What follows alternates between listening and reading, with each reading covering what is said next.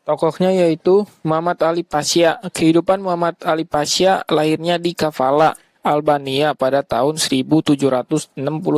Pada masa itu wilayah Albania masih berada di bawah kekuasaan Kekaisaran Ottoman. Ia berasal dari keluarga sederhana. Sejak kecil Muhammad Ali dikenal sebagai anak yang rajin, berani, dan memiliki semangat belajar yang tinggi. Saat dewasa, ia bekerja sebagai pedagang sekaligus tentara Ottoman karena memiliki kemampuan memimpin dan kecerdasan dalam strategi militer.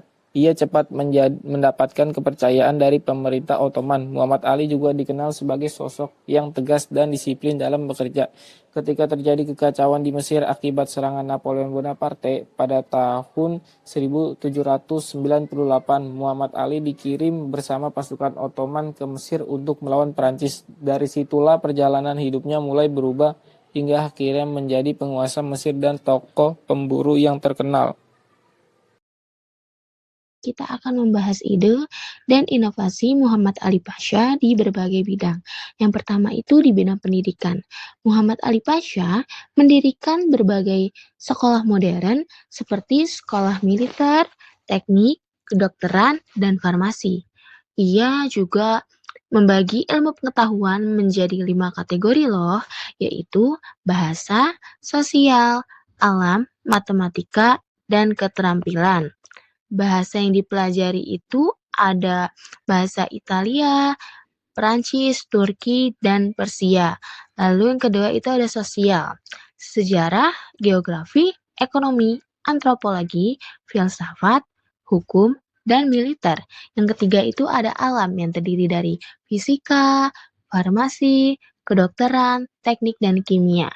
Yang keempat itu ada matematika yang terdiri dari aritmatika dan matematika. Dan yang terakhir itu ada keterampilan yang terdiri keterampilan umum dan pendidikan kesejahteraan keluarga. Nah, yang kedua itu ada bidang militer. Melakukan modernisasi angkatan darat, lalu membangun akademi militer dengan bantuan perwira tinggi dari Perancis dan juga membangun angkatan laut. Nah, yang ketiga itu ada bidang ekonomi dan pertanian. Yang pertama itu ada reformasi, mengubah sistem kepemilikan tanah, pajak, dan keuangan. Lalu yang kedua itu ada infrastruktur, memperbaiki sistem irigasi, menanam kapas, dan membangun pabrik tekstil. Yang ketiga itu ada tenaga ahli, mendatangkan ahli dari Eropa dan membuka sekolah pertanian. Yang keempat itu ada dampak, menjaga stabilitas ekonomi Mesir sehingga berkembang pesat, terutama di Kairo dan Alexandria. Nah, selanjutnya di sini tuh ada sisi gelap dan ambisi Muhammad Ali Pasha. Kalau kalian baca buku sejarah sekolah, Muhammad Ali Pasha mungkin cuma disebut sebagai bapak pembangunan Mesir.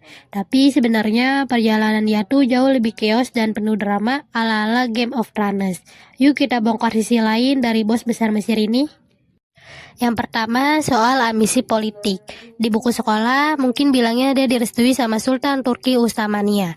Tapi aslinya, hubungan mereka tuh panas dingin, cenderung berantem. Ali Pasha itu nggak mau cuma jadi bawahan. Dia pengen Mesir merdeka total dan punya kekaisaran sendiri. Dia bahkan berani nyerang wilayah Sultan di Suriah sama Sudan. Intinya, dia mau jadi bos besar di tanahnya sendiri. Nah, yang kedua itu ada The Massacre of the Mamluks. Nah, ini bagian paling horornya nih teman-teman. Sebelum dia bisa ngerombak Mesir, dia harus nyingkirin penguasa lama, yaitu kaum Mamluk. Caranya gimana ya? Pada tahun 1811, dia bikin pesta di benteng Kairo dan ngundang semua petinggi Mamluk. Pas semua udah masuk, gerbangnya dikunci. Pasukan Ali Pasha langsung nembakin mereka dari atas tanpa ampun. Brutal sih, tapi gara-gara kejadian ini nggak ada lagi yang berani protes sama kebijakan dia. Yang ketiga itu ada monopoli perdagangan. Kalau ada yang nanya, terus dari mana dia dapat duit buat bikin militer keren? Jawabannya monopoli. Dia maksa petani jual hasil panen, terutama kapas ke pemerintah dengan harga murah banget. Terus pemerintah jual lagi ke Eropa dengan harga selangit. Cuan gede dari sini dipakai buat bangun pabrik dan beli senjata. Bisa dibilang dia itu entrepreneur yang agak maksa. Yang terakhir ada perjalanan Muhammad Ali Pasha menjadi penguasa Mesir. Tahun 1798, Napoleon Bonaparte menyerang Mesir. Kekacauan pun terjadi di Mesir. Kesultanan Ottoman kemudian mengirim pasukan untuk melawan Prancis dan Muhammad Ali ikut dalam pasukan tersebut. Setelah Prancis meninggalkan Mesir, keadaan negara masih kacau. Muhammad Ali berhasil mendapatkan dukungan rakyat dan ulama karena dianggap mampu membawa keamanan dan ketertiban pada tahun 1805. Sultan Ottoman mengangkat Muhammad Ali sebagai gubernur Mesir. Setelah menjadi penguasa, ia berusaha memperkuat kekuasaannya dengan mengalahkan kaum Mamluk yang sebelumnya sangat berpengaruh di Mesir.